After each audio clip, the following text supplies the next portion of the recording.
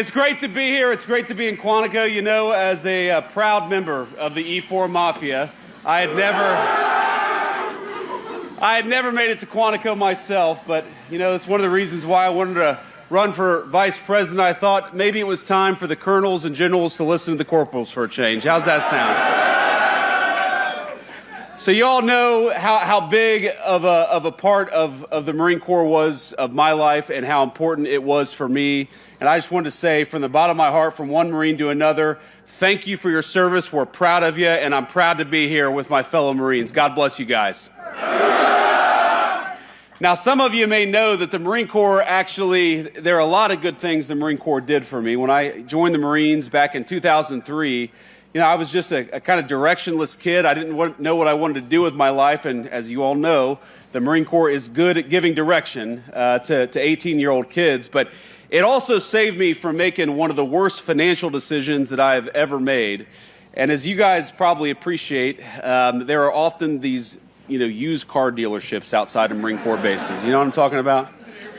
And I remember when I was probably a 19-year-old kid, I was going to buy a used Honda Civic at one of those used car dealerships, and the dealership was kind enough to offer me the low interest rate of 21% to buy that used car. And it was a Marine Corps gunnery sergeant, Gunny Arledge, who said, you know what, why don't you stop being an idiot, go to Navy Federal Credit Union and get a better deal. And Gunny Arledge saved me from making a terrible mistake. And that's what the Marine Corps does. That's what you all do, from the NCOs to the officers here. You guys help form our young people into United States Marines. And that is, I think, the best thing the Marine Corps does for the United States of America. I'm proud of all of you. As General Chuck Krulak said, the Marine Corps does two things. It wins battles, it wins wars, and it makes Marines. And that's a pretty good damn thing to do for the United States of America. So I'm proud of you guys. I'm proud to be here. I'm proud of what you do. And most of all today, I'm proud that I think under new leadership, the Marine Corps and the entire United States military is headed in the right direction. And that's why I'm here today, to talk a little bit about what we're going to do, talk a little bit about President Trump's vision for the United States military, and importantly, after I do that and I serve some chow at the chow hall, I'm going to go shoot some guns, right? So here's the thing. Under President Trump's leadership, we believe in a very simple principle.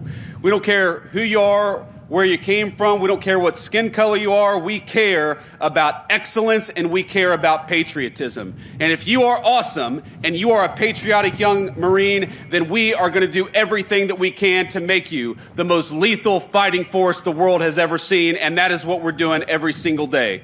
No more quotas. No more ridiculous mumbo-jumbo, no more diversity trainings. We believe the real strength and the real diversity in the United States Marine Corps is that you all come from every walk of life, come from every corner of America, and you have got the strength and the purpose to win the nation's wars, and that is what the Marine Corps is going to do, just like it's done for damn near 250 years. Now, speaking of that, as my dear friends, and as a lot of you know, well, maybe you don't, because a lot of young faces out here. That's the thing. You know, I'm 40 years old now, and I realize that compared to when I joined the Marine Corps, I'm an old-ass man now. But here's the thing.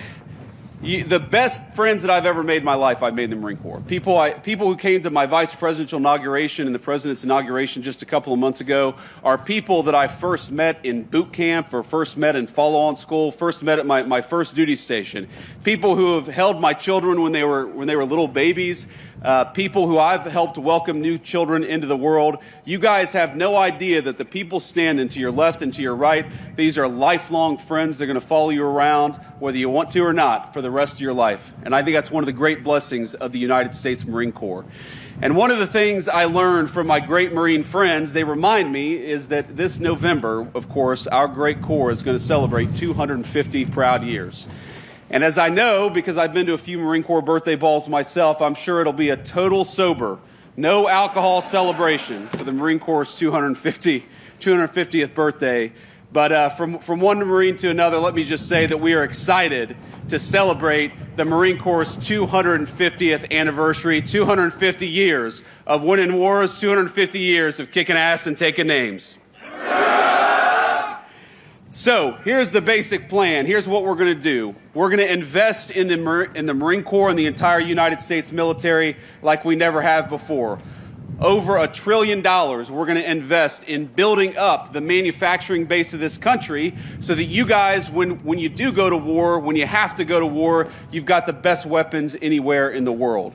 We know from the long history of the United States of America that while the leading edge of American power is you all, it really matters what you guys have in your hands and what you guys have on your backs when you go to war.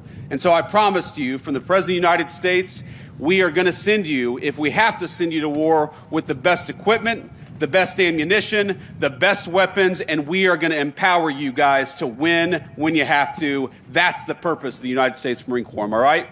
Yeah.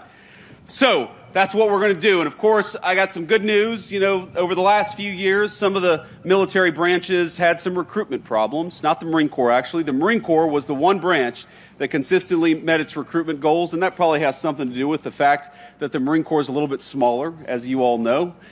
But this year, now, we have got every single branch of the United States military for the past 2 months has been meeting its recruitment goals, because I think I see in your faces what we're seeing all across the country, a renewed sense of patriotism, a renewed commitment to excellence, and that is what is going to make the United States military the strongest fighting force anywhere in the world. So thank you all.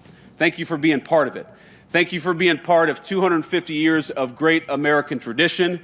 Thanks to you guys for being willing to put on the uniform and serve your country. You know, I always say that the most important thing that we have in this country, the most valuable natural resource, we got plenty of oil, we got plenty of natural gas, we got great mines and minerals, but the most valuable resource that we have in the United States of America is you all.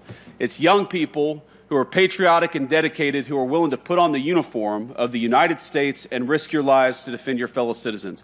That's an amazing thing.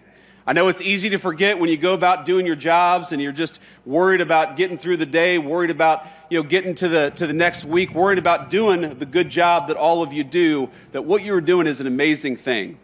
And it's easy to forget that because, you don't always have the Vice President dropping in to say thank you. But I want you to remember that whether you serve another couple years in the United States Marine Corps, whether you're at the beginning of a 20 or 30-year career, that we respect you, we thank you, and this Vice President and the President of the United States know that you guys are the most important resource that we have in the United States Marine Corps, in the United States of America. So thank you all, and God bless you.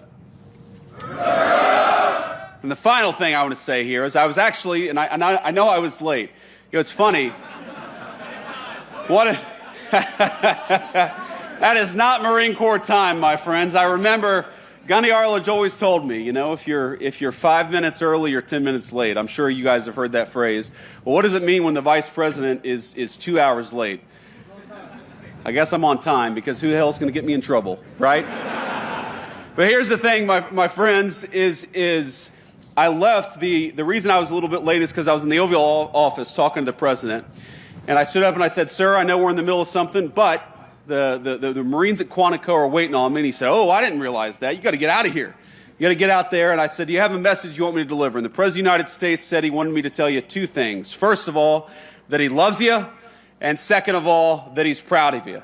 So let me echo the President. Let me echo a grateful nation. You guys just keep on doing what you're doing. We love you. We're proud of you. And we're going to support you every single step of the way. God bless you, Marines. Semper Fidelis. We'll put a boot in your ass. It's the American way. Hey, Uncle Sam, put your name at the top of his list.